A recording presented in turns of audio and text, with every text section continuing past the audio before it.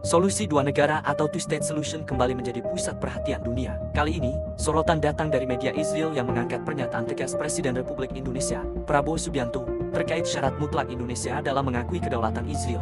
Dalam pernyataan bersama Presiden Prancis Emmanuel Macron pada Rabu lalu, Presiden Prabowo menegaskan satu prinsip yang tak bisa ditawar.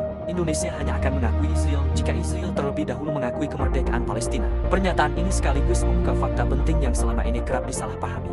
Indonesia bukan menutup pintu diplomasi, melainkan menetapkan syarat yang sejalan dengan konstitusi dan sikap politik luar negeri Indonesia sejak era Soekarno.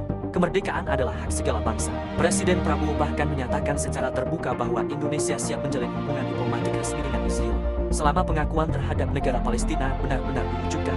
Dalam berbagai kesempatan, ia berulang kali menegaskan bahwa two-state solution adalah satu-satunya jalan menuju perdamaian yang adil dan berkelanjutan.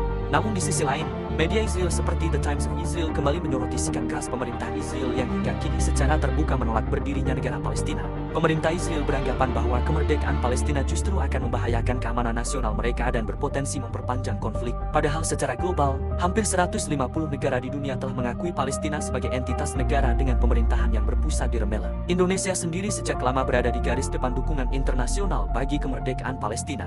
Media Israel juga menyoroti posisi strategis Indonesia sebagai negara dengan populasi muslim terbesar di dunia, yang secara konsisten mendorong solusi dua negara di berbagai forum internasional, mulai dari PBB hingga OGI. Menariknya, Presiden Prabowo tidak hanya berbicara soal hak Palestina. Ia juga menegaskan satu hal yang jarang disampaikan secara eksplisit oleh banyak pemimpin dunia. Hak Israel untuk berdiri sebagai negara yang berdaulat dan aman juga harus diakui dan dijamin. Atas dasar itulah, Indonesia menyatakan sikap resminya. Begitu Israel mengakui Palestina sebagai negara merdeka, Indonesia siap mengakui Israel dan membuka hubungan diplomatik penuh. Lebih jauh, Indonesia bahkan menyatakan kesiapan mengirim pasukan perdamaian untuk membantu menjaga stabilitas kawasan pasca kesepakatan.